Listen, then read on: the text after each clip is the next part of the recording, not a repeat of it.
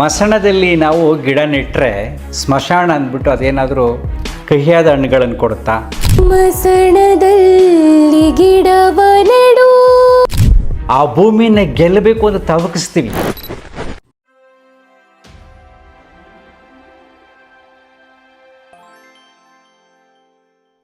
ನಮಸ್ಕಾರ ಸ್ನೇಹಿತರೆ, ಇವರು ನಮ್ಮ ಯೋಗದ ಶಿಷ್ಯೆ ವೈಷ್ಣವಿ ಕಾಮತ್ ಅಂತ. ಅವರ ಮಗಳು ಜಾಹ್ನವಿ ಸಂಗೀತ ಕಲಿತಾ ಇದ್ದಾಳೆ, ಜೂನಿಯರ್ ಆಗಿದೆ, ಸೀನಿಯರ್ ಮಾಡ್ತಾ ಇದ್ದಾಳೆ. ಆದರೂ ಕೂಡ ಬೇಕಾದಷ್ಟು ಅದ್ಭುತವಾದ ಕಾರ್ಯಕ್ರಮಗಳನ್ನು ಕೊಟ್ಟಿದ್ದಾಳೆ. ಬೇಕಷ್ಟು ಯೂಟ್ಯೂಬಲ್ಲಿ ಕೂಡ ನೋಡ್ಬೋದು.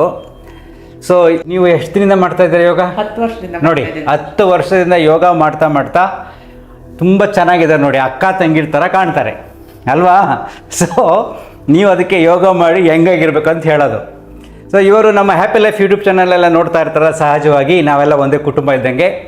ಸೊ ನಮ್ಮ ಮನೆಗೆ ಬಂದಿದ್ದಾರೆ, ಒಂದು ಅದ್ಭುತವಾದ ತತ್ವ ಪದವನ್ನು ಹಾಡ್ತಾರೆ. ಯಾಕಂದ್ರೆ ನಂಗೆ ತುಂಬ ಇಷ್ಟ ಆಯಿತು. ಅದರಲ್ಲಿ ಅಗಾಧವಾದ ಅರ್ಥ ಇದೆ, ಆಧ್ಯಾತ್ಮಿಕತೆ ಇದೆ, ಸಹಜ ಜೀವನದ ಮರ್ಮ ಇದೆ. ಅದ್ರ ಬಗ್ಗೆ ತಿಳಿಸ್ತೀವಿ. ಹಾಡು ಹೇಳ್ತಾರೆ, ಕೇಳಿ, ಆಮೇಲೆ ವಿವರಣೆ ಕೊಡ್ತೀನಿ. ಮಸಣದಲ್ಲಿ ಗಿಡವ ನೆಡು, ಬೆಳೆದು ಹಣ್ಣ ನೀಡುವುದು. ಎಲ್ಲ ಮಣ್ಣಿನಲ್ಲಿ ಹೊನ್ನು ಇದೇ ತಿಳಿದುಕೋ. ಇಡಿಯ ಭೂಮಿ ಪುಣ್ಯ ಭೂಮಿ, ನೆಲವು ಪವಿತ್ರ. ನೆಲವ ಗೆಲ್ಲುವ ಗೆಲುವು ಸೋಲು ತಿಳಿದುಕೋ. ಮನಸ್ಸಿಗಂಟಿದ ಕೊಳೆಯ ತಿಕ್ಕಿ ತೊಳೆದುಕೋ. ಮನಸ್ಸಿಗಂಟಿದ ಕೊಳೆಯ ತಿಕ್ಕಿ ತೊಳೆದುಕೋ. ಆ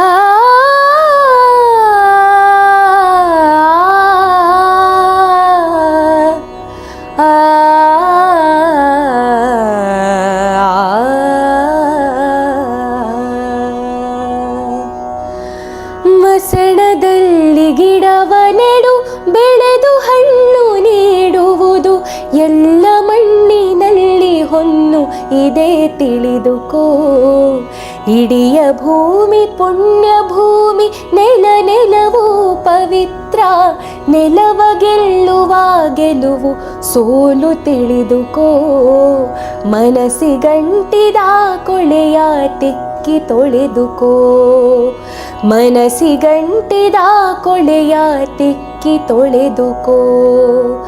ಕಾಗೆ ಗೂಬೆ ನರಿನಾಯಿ ತುಳಸಿ ನಸುಗುನ್ನಿಕಾಯಿ. ಕಾಗೆ ಗೂಬೆ ನರಿನಾಯಿ ತುಳಸಿ ನಸುಗುನ್ನಿಕಾಯಿ. ಸಕಲ ಜೀವವೂ ಸಮಾನ ಎಂದು ತಿಳಿದುಕೋ. ಭೂಮಿ ತಾಯ ಮಕ್ಕಳಲ್ಲಿ ಉಚ್ಚ ನೀಚ ಎಂಬುದಿಲ್ಲ. ಸಕಲ ಜೀವಗಳು ಸಮಾನ ಎಂದು ಅರಿತುಕೋ. ಮನಸ್ಸಿಗಂಟಿದ ಕೊಳೆಯ ತಿಕ್ಕಿ ತೊಳೆದುಕೋ. ಮನಸ್ಸಿಗಂಟಿದ ಕೊಳೆಯ ತಿಕ್ಕಿ ತೊಳೆದುಕೋ. ಹಸುವು ಪುಣ್ಯ ಕೋಟಿಯೇ, ಹುಲಿಯು ಪುಣ್ಯ ಕೋಟಿಯೇ. ಹಸುವು ಪುಣ್ಯ ಕೋಟಿಯೇ, ಹುಲಿಯು ಪುಣ್ಯ ಕೋಟಿಯೇ. ಹಾವು ಹಲ್ಲಿನ ವಿಲುಗಳು ಚಂದ ತಿಳಿದುಕೋ. ಅಂದ ಚಂದ ಎಂಬುವುದು ಎನ್ನುವ ಮನದ ಭ್ರಾಂತಿಯು. ಎದೆಯೊಳಗೆ ಸಮಚಿತ್ತದ ದೀಪ ಬೆಳಗಿಕೋ. ಮನಸ್ಸಿಗಂಟಿದ ಕೊಳೆಯ ತಿಕ್ಕಿ ತೊಳೆದುಕೋ. ಮನಸ್ಸಿಗಂಟಿದ ಕೊಳೆಯ ತಿಕ್ಕಿ ತೊಳೆದುಕೋ. ಕೆಟ್ಟ ಕಾಲ ಎಂಬುದಿಲ್ಲ, ರಾಹುಗುಳಿಕ ಕಾಲವಿಲ್ಲ. ಕ್ಷಣ ಕ್ಷಣವೂ ದಿನವೂ ಶ್ರೇಷ್ಠ ತಿಳಿದುಕೋ. ಹುಣ್ಣಿಮೆ ಅಮಾವಾಸ್ಯೆಗಳು, ದಿನದ ಹಗಲು ರಾತ್ರಿಗಳು, ಎಲ್ಲ ಸಮಯವೂ ವಿಶೇಷ ಎಂದು ತಿಳಿದುಕೋ. ಮನಸ್ಸಿಗಂಟಿದ ಕೊಳೆಯ ತಿಕ್ಕಿ ತೊಳೆದುಕೋ. ಮನಸ್ಸಿಗಂಟಿದ ಕೊಳೆಯ ತಿಕ್ಕಿ ತಿಕ್ಕಿ ತೊಳೆದುಕೋ. ದೇಹದ ಅಂಗಾಂಗದಲ್ಲೂ ಉಚ್ಚ ನೀಚ ಎಂಬುದಿಲ್ಲ, ಎಡಗೈ ಬಲಗೈಗಳನ್ನು ಸ್ವಚ್ಛ ಇಟ್ಟುಕೋ. ಒಳಿತು ನುಡಿಯಲು ಒಳಿತು, ಕೆಡುಕ ಬಯಸಲು ಕೆಡುಕು, ದ್ವೇಷ ಬಿಟ್ಟು ಜೀವ ಪರ ಬದುಕು ಕಟ್ಟಿಕೋ. ಮನಸ್ಸಿಗಂಟಿದ ಕೊಳೆಯ ತಿಕ್ಕಿ ತೊಳೆದುಕೋ.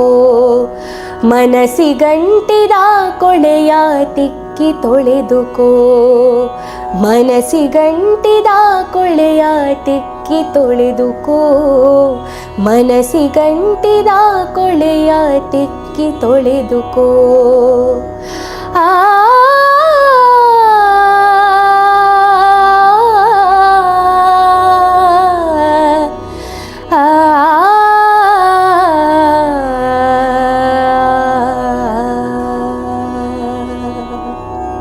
ಸ್ನೇಹಿತರೆ, ಒಂದೊಳ್ಳೆ ಹಾಡು ಕೇಳಿದ್ರಲ್ಲ ನೀವು, ಎಷ್ಟು ಚೆನ್ನಾಗಿ ಹಾಡಿದ್ದಾರೆ ನೋಡಿ. ಮಸಣದಲ್ಲಿ ನಾವು ಗಿಡ ನೆಟ್ಟರೆ ಸ್ಮಶಾನ ಅಂದ್ಬಿಟ್ಟು ಅದೇನಾದರೂ ಕಹಿಯಾದ ಹಣ್ಣುಗಳನ್ನು ಕೊಡುತ್ತಾ? ಮಸಣದಲ್ಲಿ ಗಿಡವನ್ನೆಡು ಬೆಳೆದು ಹಣ್ಣ ನೀಡುವುದು, ಎಲ್ಲ ಮಣ್ಣಿನಲ್ಲಿ ಹೊನ್ನು ಇದೆ ತಿಳಿದುಕೋ. ಇಡೀ ಭೂಮಿ ಪುಣ್ಯ ಭೂಮಿ, ನೆಲವೂ ಪವಿತ್ರ, ನೆಲವ ಗೆಲ್ಲುವ ಗೆಲುವು ಸೋಲು ತಿಳಿದುಕೋ. ಮನಸ್ಸಿಗಂಟಿದ ಕೊಳೆಯ ತಿಕ್ಕಿ ತೊಳೆದುಕೋ. ಸ್ಮಶಾನದಲ್ಲಿ ನಾವು ಗಿಡ ಮರಗಳನ್ನು ನೆಟ್ಟರೆ ಅಲ್ಲೂ ಹಣ್ಣು ಬರುತ್ತೆ. ಭೂಮಿ ಯಾವುದು ವ್ಯತ್ಯಾಸವನ್ನು ನೋಡೋದಿಲ್ಲ, ಅದೊಂದು ಪುಣ್ಯ ಭೂಮಿ, ಏನಾದರೂ ಆಗಲಿ. ಆದರೆ ನಾವೇನು ಮಾಡ್ತೀವಿ ಅಂದರೆ ಆ ಭೂಮಿನ ಗೆಲ್ಲಬೇಕು ಅಂತ ತವಕಿಸ್ತೀವಿ, ನನಗೋಸ್ಕರ ಬೇಕು ಅಂತ ನಾವು ಹೋರಾಟ ಮಾಡ್ತಾ ಇರ್ತೀವಿ. ನಾನು ಯಾವಾಗಲೂ ಒಂದು ತಮಾಷೆ ಮಾಡ್ತಾ ಇರ್ತೀನಿ ನೋಡಪ್ಪ, ಯಾರು ಜಮೀನು ತೊಗೊಂಡ್ರೆ, ನಮ್ಮ ಫ್ರೆಂಡ್ ಜಮೀನು ತೊಗೊಂಡಾಗ ನಾನು ನಮ್ಮ ಫ್ರೆಂಡ್ಗೆ ಹೇಳ್ತಿದ್ದೆ, ಇದೇನು ಮಹಾ 5 ಎಕರೆ ಜಮೀನು ತೊಗೊಂಡಿದ್ದಾನೆ, 5 ಕೋಟಿ ರೂಪಾಯಿ ದುಡ್ಡು ಕೊಟ್ಟು. ಬರೀ ಜಮೀನು ಹಾಗೇ ಇದೆ, ಹೆಸರು ಮಾತ್ರ ಚೇಂಜ್ ಆಗಿದೆ. ಬೋರಣ್ಣನಿಂದ ಈರಣ್ಣನಿಗೆ ಬಂತು ಅಷ್ಟೇ. ಎಲ್ಲಿ ಹೇಳಿ, ಸಬ್ ರಿಜಿಸ್ಟ್ರ್ ಆಫೀಸಲ್ಲಿ ಹೆಸರು ಚೇಂಜ್ ಆಗಿದೆ, ಭೂಮಿ ಹಾಗೇ ಇದೆ. ನಾನಲ್ಲಿ ಬೆಳಿಬೇಕು, ಬೆಳವಣಿಗೆ ಆಡಿಲ್ಲ, ಹಾಗೆ ಬರಡು ಬಿದ್ದಿರುತ್ತೆ. ಆದರೆ ಆ ಬೆಳೆಯುವ ಬೆಳೆಯನ್ನು ಕೂಡ ಪ್ರಕೃತಿ ಸೀಮಿತಲ್ಲಿ ಇಟ್ಕೊಂಡಿದೆ. ಎಕ್ಸ್ಟ್ರಾ ನೀನು ತಿನ್ನೋಕ್ಕಾಗೋದೇ ಇಲ್ಲ. ಎಷ್ಟಾರ ಬೆಳಿ, ಸಾವಿರಾರು ಮೂಟೆ ಬೆಳಿ, ನೀನು ತಿನ್ನೋದೇ ಲಿಮಿಟ್ ಅಲ್ವಾ? ದಿನಕ್ಕೆ ಎಷ್ಟು ಬೇಕೋ ಅಷ್ಟೇ. ನಾ ಶ್ರೀಮಂತ ಆದೆ, 5 ಕೋಟಿ ಕೊಟ್ಟು ಜಮೀನು ತೊಗೊಂಡದೆ, ಎಕ್ಸ್ಟ್ರಾ ತಿನ್ನೋಕ್ಕಾಗಲ್ಲ. ನಿನ್ನ ಉಸಿರಿರುವ ತನಕ ಹೆಸರು ಸಬ್ ರಿಜಿಸ್ಟ್ರ್ ಆಫೀಸಲ್ಲಿರುತ್ತೆ. ಉಸಿರು ನಿಂತ ತಕ್ಷಣ ನಿಮ್ಮ ಮಕ್ಕಳಿಗೆ ಹೆಸರು ಚೇಂಜ್ ಆಗಿಬಿಡುತ್ತೆ. ಭೂಮಿ ಹಾಗೇ ಇರುತ್ತೆ. ಆದರೆ ನಮ್ಮ ಮನಸ್ಸು ಯಾವಾಗಲೂ ತವಕಿಸ್ತಾ ಇರುತ್ತೆ ಈ ಭೂಮಿಯನ್ನು ಗೆಲ್ಲಬೇಕು ಅಂತ. ಅದ್ಭುತವಾದ ತತ್ವ ಪದ ಇದು ನೋಡಿ. ಮಸಣದಲ್ಲಿ ಗಿಡವನ್ನೆಡು ಬೆಳೆದು ಹಣ್ಣು ನೀಡುವುದು, ಎಲ್ಲ ಮಣ್ಣಿನಲ್ಲಿ ಹೊನ್ನು ಇದೆ ತಿಳಿದುಕೋ. ಇಳಿಯ ಭೂಮಿ ಪುಣ್ಯ ಭೂಮಿ, ನೆಲವೂ ಪವಿತ್ರ, ನೆಲವ ಗೆಲ್ಲುವ ಗೆಲುವು ಸೋಲು ತಿಳಿದುಕೋ. ಮನಸ್ಸಿಗಂಟಿದ ಕೊಳೆಯ ತಿಕ್ಕಿ ತೊಳೆದುಕೋ. ಕಾಗೆ ಗೂಬೆ ನರಿನಾಯಿ ತುಳಸಿ ನಸುಗುನ್ನಿ ಕಾಯಿ, ಸಕಲ ಜೀವವು ಪವಿತ್ರ ಎಂದು ತಿಳ್ಕೊ. ನೋಡಿ ಎಷ್ಟು ಚೆನ್ನಾಗಿದೆ ನೋಡಿಲಿ. ಕಾಗೆ ಗೂಬೆ ನರಿ ನಾಯಿ ತುಳಸಿ. ಕಾಗೆ ಗೂಬೆಯನ್ನು ಇಲ್ಲಿ ತುಳಸಿಗೆ ಹೋಲಿಸಿದ್ದಾರೆ. ತುಳಸಿ ಶ್ರೇಷ್ಠ ಅನ್ಕೊಂತೀವಿ ನಾವು, ಅದೇ ರೀತಿ ಶ್ರೇಷ್ಠ. ಕಾಗೆ ಗೂಬೆ ನರಿ ನಾಯಿ ತುಳಸಿ ನಸುಗುನ್ನಿ ಕಾಯಿ, ಸಕಲ ಜೀವವು ಪವಿತ್ರ ಎಂದು ತಿಳಿದುಕೋ. ಭೂಮಿ ತಾಯ ಮಕ್ಕಳಲ್ಲಿ ಉಚ್ಚ ನೀಚ ಎಂಬುದಿಲ್ಲ, ಎಲ್ಲ ಜೀವವು ಸಮಾನ ಎಂದು ಅರಿತುಕೋ. ಭೂಮಿ ತಾಯಿ ಎಲ್ಲರೂ ಭೂಮಿ ತಾಯ ಮಕ್ಕಳು. ಆದರೆ ಯಾರ್ಯಾರು ಉಚ್ಚ ಇವನು ನೀಚ ಅನ್ನೋದು ವ್ಯತ್ಯಾಸ ಇದೆಯಾ? ಆದರೆ ಮನುಷ್ಯನ ಮನಸ್ಸಿನ ಭಾವಗಳಲ್ಲಿ ಅದಿದೆ. ಆ ಉಚ್ಚ ನೀಚ ಅನ್ನತಕ್ಕಂಥ ಭಾವಗಳಿಂದನೇ ಸಮಸ್ಯೆಗಳು ಜಾಸ್ತಿಯಾಗಿ, ಅಸ್ಪೃಶ್ಯತೆ ಜಾಸ್ತಿಯಾಗಿ, ಜಾತಿವಾದಗಳು ಜಾಸ್ತಿಯಾಗಿ, ಜನರಲ್ಲಿ ಅಶಾಂತಿ ಉಂಟಾಗಿ ಎಷ್ಟೋ ಯುದ್ಧಗಳು ನಡೆದಿದೆ ನೋಡಿ. ಎಷ್ಟು ಆಳವಾದ ಅರ್ಥ ಇದೆ, ತುಂಬ ಇದೆ ಇದು. ಹೆಚ್ಚಿಗೆ ಹೇಳಿದ್ರೆ ನೀವು ಕೇಳೋಕ್ಕೆ ಆಗಲ್ಲ, ಅಷ್ಟೊಂದು ಆಳವಾದ ಅರ್ಥ ಇದೆ. ಕಾಗೆ ಗೂಬೆ ನರಿ ನಾಯಿ ತುಳಸಿ ಸುಗುನ್ನಿಕಾಯಿ, ಸಕಲ ಜೀವವು ಪವಿತ್ರ ಎಂದು ತಿಳಿದುಕೋ. ಭೂಮಿ ತಾಯಿ ಮಕ್ಕಳಲ್ಲಿ ಉಚ್ಚ ನೀಚ ಎಂಬುದಿಲ್ಲ, ಎಲ್ಲ ಜೀವಗಳು ಸಮಾನ ಎಂದು ತಿಳಿದುಕೋ. ಮನಸ್ಸಿಗಂಟಿದ ಕೊಳೆಯ ತಿಕ್ಕಿ ತೊಳೆದುಕೋ. ಮನಸ್ಸಿಗಂಟಿದ ಕೊಳೆಯ ತಿಕ್ಕಿ ತೊಳೆದುಕೋ. ಮನಸ್ಸಿಗೆ ನಾವು ತುಂಬ ಕೊಳೆಯನ್ನು ಅಂಟಿಸ್ಕೊಂಡ್ಬಿಟ್ಟಿದ್ದೀವಿ. ಎಷ್ಟು ಅಂಟಿಸ್ಕೊಂಡಿದ್ದೀವಿ ಅಂದರೆ ಈ ಸಮಾಜ, ಈ ಪ್ರಕೃತಿ, ಈ ಸಂಬಂಧಗಳು ಎಲ್ಲವೂ ಈ ವ್ಯತ್ಯಾಸಗಳಿಂದ ನಲುಗ್ತಾ ಇದೆ. ಜಾತೀಯತೆ, ಧರ್ಮಾಂಧತೆ ಎಲ್ಲದರದ ಇದೇ ಕೊಳೆ, ದೊಡ್ಡ ಕೊಳೆ ಮನಸ್ಸಿಗೆ ಅಂಟ್ಕೊಂಡಿರೋದು. ಅದನ್ನು ಖಾಲಿ ಮಾಡಿದಾಗ ಮಾತ್ರ ಮನಸ್ಸು ಶಾಂತವಾಗುತ್ತೆ. ಮುಂದೆ ನೋಡಿ ಎಷ್ಟು ಸೊಗಸಾಗಿದೆ ಅಂದರೆ, ಹಸುವು ಪುಣ್ಯ ಕೋಟಿಯೇ, ಹುಲಿಯೂ ಪುಣ್ಯ ಕೋಟಿಯೇ. ನೋಡಿ, ಹಸುವು ಕೂಡ ಪುಣ್ಯ ಕೋಟಿ, ಹುಲಿನೂ ಪುಣ್ಯ ಕೋಟಿ. ನಿಮ್ಗೆ ಆಶ್ಚರ್ಯ ಆಗುತ್ತೆ. ಯಾಕೆಂದರೆ ಹಸುವು ಕೂಡ ನಮ್ಮ ದೇವರ ವಾಹನ, ಹುಲಿಯೂ ಕೂಡ ನಮ್ಮ ದೇವರ ವಾಹನ. ಅಲ್ಲೇ ತೋರಿಸಿದ್ದಾರೆ ನೋಡಿ, ದೇವಿಯ ವಾಹನ ಹುಲಿ, ಹಸುವು ಕೂಡ ಶಿವನ ವಾಹನ ನಂದಿ. ಸೊ ಅದು ಕೂಡ ಶ್ರೇಷ್ಠವೇ. ನಾವು ವ್ಯತ್ಯಾಸ ನೋಡ್ತೀವಿ. ಹಾವು, ಹಲ್ಲಿ, ನವಿಲುಗಳು ಚಂದ ತಿಳಿದುಕೋ. ಪ್ರಕೃತಿನಲ್ಲಿ ಎಲ್ಲ ಪ್ರಾಣಿಗಳಿಗೂ ಅದರದ್ದೇ ಆದ ಒಂದು ವಿಶೇಷತೆ, ಅನ್ಯೋನ್ಯತೆ, ಸೊಗಸಿರುತ್ತೆ. ಹಾವು, ಹಲ್ಲಿ, ನವಿಲುಗಳು ಚಂದ ತಿಳಿದುಕೋ. ಅಂದ ಚಂದ ಎಂಬುದು ಎಲ್ಲ ಮನದ ಭ್ರಾಂತಿಯು. ಎದೆಯೊಳಗೆ ಸಮಚಿತ್ತದ ದೀಪ ಬೆಳೆಸಿಕೋ. ಎಷ್ಟು ಸೊಗಸಿದೆ ನೋಡಿ. ಅಂದ ಚಂದ ಮನಸ್ಸಿನ ಒಂದು ಭ್ರಾಂತಿ. ಎಲ್ಲ ಎಷ್ಟೇ ನೀನು ಸುಂದರವಾಗಿರು, ಚೆನ್ನಾಗಿರು, ಮನಸ್ಸಿನ ಭಾವನೆಯಲ್ಲಿ ಪ್ರೀತಿ ಇಲ್ಲ ಅಂದರೆ, ಮಾತಿನಲ್ಲಿ ಗೌರವ ಇಲ್ಲ ಅಂದರೆ ಆ ಸೌಂದರ್ಯಕ್ಕೆ ಬೆಲೆನೇ ಇಲ್ಲ. ಮನಸ್ಸು ಗಂಟಿದ ಕೊಳೆಯ ತಿಕ್ಕಿ ತೊಳೆದುಕೋ. ನಾವೇನು ಮಾಡ್ತೀವಿ, ಅಂದ ಚಂದ ಅದು ಅಂತೆಲ್ಲ ನೋಡ್ತಾ ಇರ್ತೀವಿ. ಆ ಭೇದ ಭಾವಗಳನ್ನು ನೋಡ್ತಕ್ಕಂಥ ವಿಚಾರವೇ ಮನಸ್ಸಿನ ಕೊಳೆ. ಕೆಟ್ಟ ಕಾಲ ಎಂಬುದಿಲ್ಲ, ರಾಹು ಗುಳಿಕ ಕಾಲವಿಲ್ಲ. ಕ್ಷಣ ಕ್ಷಣವೂ ದಿನ ದಿನವೂ ಶ್ರೇಷ್ಠ ಅಂದುಕೋ. ನಿಜವಾಗೂ ಪ್ರಕೃತಿ ಧರ್ಮದಲ್ಲಿ ಪ್ರಕೃತಿಯೇ ಶಿವನಾದಾಗ, ಪ್ರಕೃತಿನೇ ದೈವವಾದಾಗ, ಎಲ್ಲವೂ ಅವನೇ ಆದಾಗ, ಎಲ್ಲ ಕಾಲವೂ ಅವನೇ ಆದಾಗ ಅದರಲ್ಲಿ ಕೆಟ್ಟದೆಲ್ಲಿದೆ, ಒಳ್ಳೆಯದೆಲ್ಲಿದೆ? ಮಧ್ಯಾಂತರದಲ್ಲಿ ಕೆಲವಾರು ಬುದ್ಧಿಜೀವಿಗಳು ಕೆಟ್ಟ ಕಾಲ, ಗುಳಿ ಕಾಲ, ರಾವು ಕಾಲ, ಆ ಕಾಲ, ಈ ಕಾಲ ಅಂತ ಎಲ್ಲ ಮಾಡಿದರೆ ಯಾವ ಕಾಲವೂ ಇಲ್ಲ. ಭಗವಂತನಿಗೆ ನಾವು ಶರಣಾದರೆ, ಸೃಷ್ಟಿಗೆ ನಾವು ಶರಣರಾದರೆ ಎಲ್ಲ ಕಾಲವೂ ಒಂದೇ, ವ್ಯತ್ಯಾಸ ಮಾಡೋದೇ ಇಲ್ಲ. ಹುಣ್ಣಿಮೆ, ಅಮಾವಾಸ್ಯ ದಿನಗಳು, ಹಗಲು ರಾತ್ರಿಗಳು ಎಲ್ಲ ಸಮಯವು ವಿಶೇಷ ಎಂದು ತಿಳಿದುಕೋ. ಮನಸ್ಸಿಗಂಟಿದ ಕೊಳೆಯ ತಿಕ್ಕಿ ತೊಳೆದುಕೋ. ನೋಡಿ, ಅಮಾವಾಸ್ಯೆ, ಹುಣ್ಣಿಮೆ ಎಲ್ಲವೂ ಸಮಾನ. ಇದು ಪ್ರಕೃತಿಯ ಧರ್ಮ. ಎಷ್ಟು ಸೊಗಸಾಗಿದೆ ಅಂದರೆ, 365 ದಿನಗಳು ಭೂಮಿ ಹೇಗೆ ಸುತ್ತುತ್ತೋ ಒಂದು ದಿನ ಎಕ್ಸ್ಟ್ರಾ ಮಾಡೋಕ್ಕೆ ಯಾರಿಂದಲೂ ಸಾಧ್ಯ ಇಲ್ಲ. 1 ಗಂಟೆ ಎಕ್ಸ್ಟ್ರಾ ಮಾಡೋಕ್ಕೆ ಯಾರಿಂದಲೂ ಸಾಧ್ಯವಿಲ್ಲ. ಎಲ್ಲ ಕಾಲವು ನಿಯಮಾನುಸಾರ ಬರ್ತಾನೇ ಇರುತ್ತೆ. ಹುಣ್ಣಿಮೆ, ಅಮಾವಾಸ್ಯೆ ಎಲ್ಲವೂ ಸಮಾನವಾಗಿ ನೋಡು ನೀನು. ಪ್ರಕೃತಿನ ಸ್ವೀಕರಿಸುವಂಥ ದೇಹದ ಅಂಗಾಂಗಗಳಲ್ಲೂ ಉಚ್ಚ ನೀಚ ಎನ್ನುವುದಿಲ್ಲ. ಎಡಗೈ ಬಲಗೈಗಳು ಶುದ್ಧ ಇಟ್ಟುಕೋ. ನೋಡಿ, ದೇಹದ ಅಂಗದಲ್ಲಿ ಉಚ್ಚ ನೀಚ ಯಾವುದಿದೆ? ಈಗ ಎಡಗೈನಿಲ್ಲ ಒಂದು ಕೈ ದಿನ ಬಟ್ಟೆ ಕಟ್ಕೊಂಡ್ಬಿಡಿ, ಅಥವಾ ಬಲಗೈಗೆ ಬಟ್ಟೆ ಕಟ್ಕೊಂಡು ಕೆಲಸ ಮಾಡಿ ಎಷ್ಟು ಕಷ್ಟ ಆಗುತ್ತೆ. ಎಡಗೈಗೆ ಒಂದಿನ ಸುಮ್ಮನೆ ಟೆಸ್ಟ್ ಮಾಡೋಕ್ಕೆ ಬಟ್ಟೆ ಕಟ್ಕೊಂಡ್ಬಿಟ್ರಪ್ಪ, ಎಡಗೈ ಉಪಯೋಗಿಸೋದೇ ಬೇಡ, ಎಡಗಾಲು ಉಪಯೋಗಿಸೋದೇ ಬೇಡ. ನಿಮ್ಮ ಬದುಕು ಹೇಗಿರುತ್ತೆ ನೋಡಿ, ಟೆಸ್ಟ್ ಮಾಡಿ ನೋಡಿ. ಸಾಧ್ಯವೇ ಇಲ್ಲ.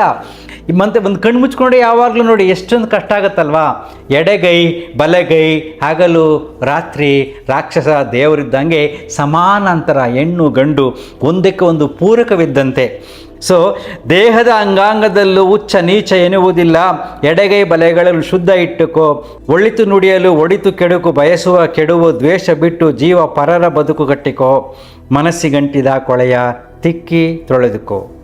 ಒಳಿತು ಕೆಡುಕು ಎಲ್ಲವೂ ಮನಸ್ಸಿನಲ್ಲಿ ಬರತಕ್ಕಂಥ ಒಂದು ಭಾವನೆಗಳು, ಎಲ್ಲವೂ ಸೃಷ್ಟಿಯ ಮೂಲ ಭಗವಂತನ ಚೈತನ್ಯ.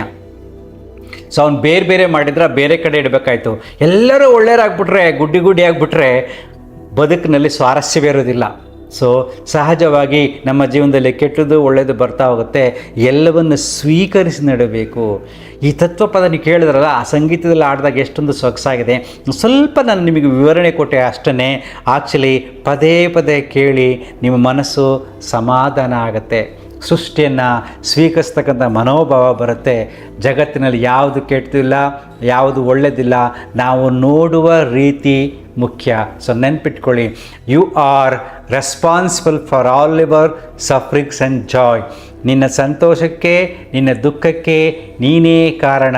ಸೃಷ್ಟಿಯನ್ನು ದೂಷಿಸಬೇಡ, ದೇವರನ್ನು ದೂಷಿಸಬೇಡ, ಯಾರನ್ನೂ ದೂಷಿಸಬೇಡ. ನೀನು ನೋಡುವ ರೀತಿ ಮುಖ್ಯ. ಅದೇ ಈ ಜಗತ್ತು. ಅಂತರ್ಮುಖಿ ಸದಾ ಸುಖಿ. Thank you.